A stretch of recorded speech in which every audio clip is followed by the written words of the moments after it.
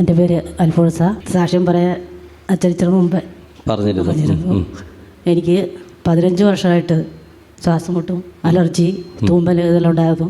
അപ്പം അച്ഛൻ അത്ഭുത ജപമാലയെ വിളിച്ചു പറഞ്ഞു, മിഞ്ചി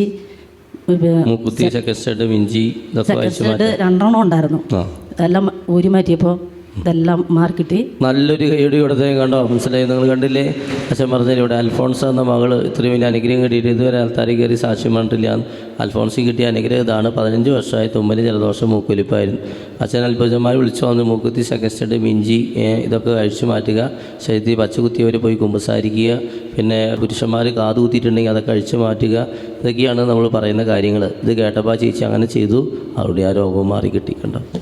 ഒരു വർഷമായിട്ട് ഒരു സാക്ഷ്യം പറഞ്ഞിട്ടുണ്ടായില്ല. അപ്പോൾ കർത്താവ് എടുത്ത് പറയാം, അൽഫോൺസയുടെ കയറി സാക്ഷ്യം പറയാം. ഇങ്ങനെ എത്ര പേരെ കർത്താവ് കാണുന്നുണ്ടാവില്ല സാക്ഷ്യം പറയാതെ എങ്ങനെ മിണ്ടാതിരിക്കുന്നവരെ.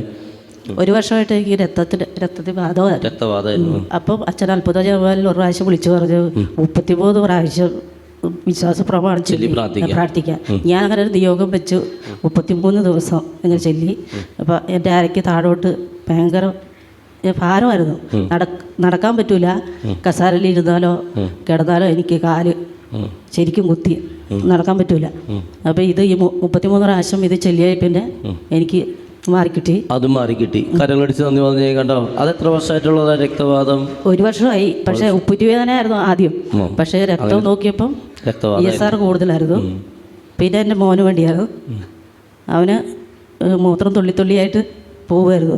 അപ്പോൾ ഞാൻ ഒലിവ് ഓയിൽ, വെഞ്ചരിച്ച ഒലിവ് ഓയിൽ പുരട്ടി പ്രാർത്ഥിച്ച് അതും അവന് മാറിക്കിട്ടി. പിന്നെ അവന് ശ്വാസം മുട്ടുണ്ടായിരുന്നു. ഇപ്പോൾ 1 വർഷമായിട്ട് അവന് കഴുത്തിൽ ഒത്തിരി ഇട്ടിട്ടുണ്ട്. അതുവരെ ശ്വാസം മുട്ട് വന്നിട്ടില്ല. അല്ലെങ്കിൽ 1 വർഷം 2-3 പ്രാവശ്യം അവന് ഓക്സിജൻ കൊടുക്കേണ്ട ഇത് വരും. ഇപ്പം അവനൊരു കുഴപ്പമില്ല. ഞാൻ വന്നിട്ടുണ്ട് ഇവിടെ. എവിടെയാ ഒന്ന് കൈവെക്കാമോ? അവനെവിടെ? അതെ, അവൻ കൈവെക്കുന്നുണ്ട്. കൊച്ചുകുട്ടി. ഇത്രയും വലിയ അനുഗ്രഹം തന്ന ഈശ്വരി കരങ്ങളടിച്ച് നന്ദി പറയാം.